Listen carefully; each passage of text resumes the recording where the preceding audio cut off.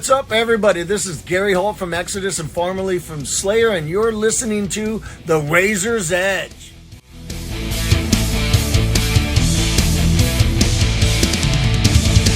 Hi, it's Kat from The Razor's Edge, and I'm here with Hidden Mothers, who opened the Melora stage earlier. How are you guys? Yeah, really good. All good, yeah. Enjoy it? Yeah, I think it might have been my favourite set we've ever done. Yeah, It was up there, for sure. It felt special, didn't it? Yeah, definitely. Was it certainly your biggest cap of the amount of people? I think it was similar to one of the stages that we played at Arctangent or 2000 Trees, but The Wednesday stage, yeah, similar size. but because it was indoors, obviously, like it felt a bit more like a full room rather than people who are just milling around tents or whatever. So it felt like the biggest crowd we've ever played to, probably. Yeah, whether it was or not is another story.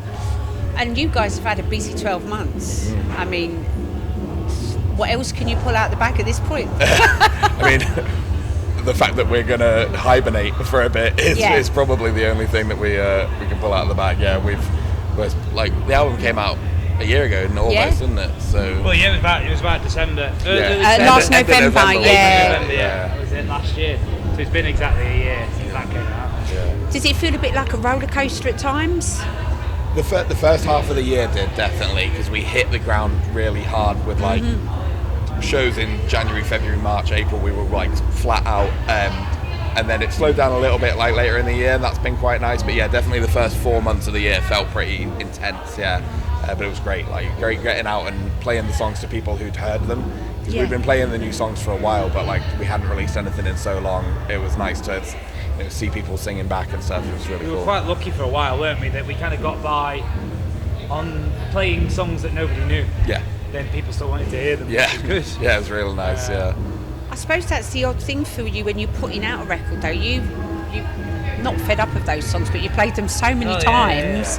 At this point, they're no longer new to you. Well, a couple of the songs on the record we've been playing in some form or another since 2021. Oh wow! So with some changes, I wouldn't be surprised if Haze is Haze in particular is probably about 4 years old already. Yeah, to us. And the Grey as well. We used to play a variant of it, but it was the same song ultimately. I remember playing both of those songs at Strange Forms 22. So yeah, they're good 3 years old at least. Yeah. So after the hibernation, is it then time that you're thinking, right, we really need to start writing again? Or well, the hibernation is for writing. Right. So it's a break from shows for probably the first half of the year, realistically. I think because we don't do this, we don't spend all our time doing this. We don't have much time to do it. Yeah. It's kind of, we can't do both, can we? We can't play shows and write a new record. Yeah, not when we only get one night a week to practice together and stuff. And well, you've got lives. And day jobs, we all have. Yeah, and a couple of us have got kids, and it's... mortgages don't sell themselves, do they? They don't, no. No, they don't. No. Thanks for the life insurance. That's quite all right. Somebody stopped me for a photo earlier, and it was because I did their mortgage and not because I was in a band. It's this is the weirdest thing that's ever happened. That is so heavy metal, honestly. Right? It's got this bit out, it's not very rock and roll. Yeah. But no, it just shows you're just people. We're all just people. Every band really here is passionate about this. Yeah, very few of the bands here, I reckon, will be full-time musicians. Oh, definitely. And you'll get all sorts. I mean, a lot of people in IT, I reckon, because the post-rock bands are almost entirely made up of people who work in IT. But it's just nice to be able to do it on this level, despite the fact that we're not a full-time band. To play an event like this with this level of production and everything is crazy. So yeah, it's really cool. So when you're kind of hibernating in that process of getting some new material out, have you got a formula, or do you just kind of all get together? What's it like for you guys to get something out? Well, I think it's going to be different this time because we originally wrote almost probably half of the last record as a 5-piece with an extra member. So that had a very different structure to the way we wrote, because we were always writing with the idea in mind that we were how am I trying to explain this? So, you know what I mean? So we had a standalone vocalist when we first started out. So we would write the music. The way that he liked to do things is that we would write the music first, and then once the songs were pretty much fully formed, he would then be like, right, well, I'll put some vocals to it now. Whereas now that we're a 4-piece and Luke and I are sharing vocals, and Luke is our sort of primary songwriter, you prefer to do it the other way around, don't you? Where you start with a lyrical idea and then build around it. Yeah. So does it feel more of an organic approach then? And you kind of growing the song as a 4-piece rather than here's this, you add to. Yeah. It was always like, here's a finished product, do your thing with it. And now it's like we're building it together bit by bit. It's definitely different, and it's taken some getting used to, I think, like, because we're not a band that's very good at writing like remotely. So we do the vast majority of the work when we're all together in the room. Right. So, you know, we do a song one week and then come back to it the following week and go, actually, I'm not sure that works, and change it again. And, you know, it is a long process. That's why we wanted to give ourselves a proper chunk of time to do it properly, and not always be like, oh, we've got that gig coming up, so we have that in the back of our mind. We wanted just to be able to... It's having to split your focus, isn't it, really? Yeah, absolutely. So writing is our total priority for the foreseeable future. Yeah. So, I mean, when can we expect something out? 2027? Realistically, probably, yeah. It's a long process. I don't think people get that from you even to the pressing plant. Yeah. I'd like to think we'd have started thinking about recording a new record in this summer.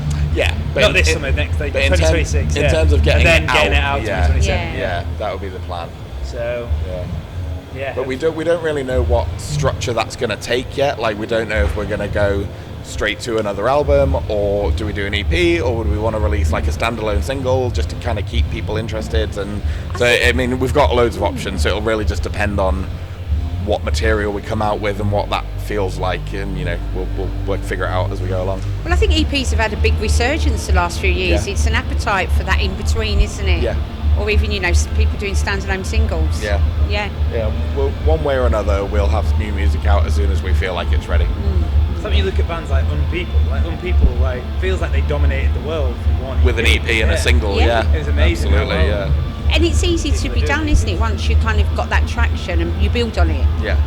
Because I suppose, you know, it's so disposable now, music, isn't it? You know, and the advent of social media and the streaming, TikTok and streaming, you know, you could be yesterday's news before you've got off stage. Yeah, absolutely. You know? So, but we also don't want to release stuff because of that. We don't want to be like, oh, we need to get something out or people will forget about us. Like, we did 4 years between our debut EP and the album, and people stuck around, so hopefully that'll happen again. And You need to be satisfied with it, right? Yeah, absolutely. Yeah. And proud of it. Yes. You know, you're not going to want to play those songs. I don't know, say you do 50 dates on it every night. I think, actually, I don't really like this song. Yeah. And that has transcended to the audience if you're not enjoying it. Yeah. Because I think there's something that's really good about metal in general, is there's that relationship, isn't there? Yeah. With the audience always. Yeah. It's that connection. Yeah. No, I know Which is exactly what you mean. important, yeah. I think like having a connection and a community around us is something that's always been really important. So, Yeah, you know, definitely. with other bands and with, you know, people who've just supported us over the years. So hopefully that will continue into whatever we do next. Yeah. So apart from writing, anything to tie up the end of the year? Any more dates you guys have got going on? One show left this year, haven't we? Yeah, we're doing a headline Sheffield show at Yellow Arch on the 21st of this month with Din of Celestial Birds, Pleiades, and Baus behind. I don't know. Bauschvin. There's a Sheffield band who's got a really cool name that looks wicked, but I can't say it. But they're excellent as well. We've only just got around to saying Pleiades properly. Yeah, that's true. Yeah, I'll be like Pleiades. So yeah, we've got that Sheffield show, and then that's us until the next thing that's in the diary at the minute is in September. There might end up being something a little bit sooner than that, depending on if we get offered anything. But, you know, at the minute, our plan is just totally focused on writing. Unless like Thrice ring us and like, do you want to support us on UK shows in March? In which case, yes, we do if you're listening. Before we know it, festival season will be upon us. Yeah. And, you know. We hit the festivals pretty hard in the last couple of years, so like it might almost be nice next year to not have to worry about that, because we did Arctangent 24, Trees 25, Damnation 25. So yeah, it's been a lot. You've been busy. We've been very busy. You've been very busy. Anybody this weekend you think we should be watching or you've seen who've been amazing? I mean, I'm just looking at your shirt, pal. Yeah. I felt all of those 51 years Saturday morning. I saw you in the pit on Friday night during Stamping Ground. And I can't do it again. Yeah. I'm a liar, right? I want to see Coil Guns and I also want to see Stamping Ground, and they're on at the same time, so I might have to half and half that. Yeah. Psychonaut later is my big one. What about you? Almond Ra. Almond Ra, of course. But I mean, yeah. not like anybody needs recommended. No. Yeah, everybody How who's about here knows who they yesterday? are. Did you manage to catch anybody that you thought was kind of really outstanding? Death Heaven were incredible. Yeah. Death Heaven, Portrayal of Guilt, The World's a Beautiful Place and I'm No Longer Afraid to Die were amazing. Like, that was maybe my favourite set of the day. And Overhead the Albatross as well. Their set opening the main stage was unbelievable. It's great to see another maybe slightly out of place feeling band as well. Like, Yeah. World's a Beautiful Place. Yeah. Like, there's a I think we forget that, don't we? Yeah, Damnation is like definitely. It's always been eclectic. Yeah, and it's always had a little smattering of like post rock and stuff. But yeah, it was like It's nice to have two emo bands on 1 year is pretty mad, really. Bands Yeah. with, like, lots of kind of very delicate Nice parts, bits, which yeah. which is not normal for metal festivals, which is a great thing about Yeah. it. But I think that's the formula that works, isn't it? You Yeah. know, if you come to something like this and you can't find a band you like, you're not looking hard enough. Yeah. Same You've with like got Arc those Tangent and stages. stuff as well. Like, You've got all poke those your head in stages. somewhere, you'll find something. Absolutely. Yeah. Well, we certainly look forward to seeing what comes in 2027 from you, Yes. if not sooner. And Hope- lovely to speak to you guys. Thank you very much, Thanks Kat. very much. Cheers. Cheers. Thank you.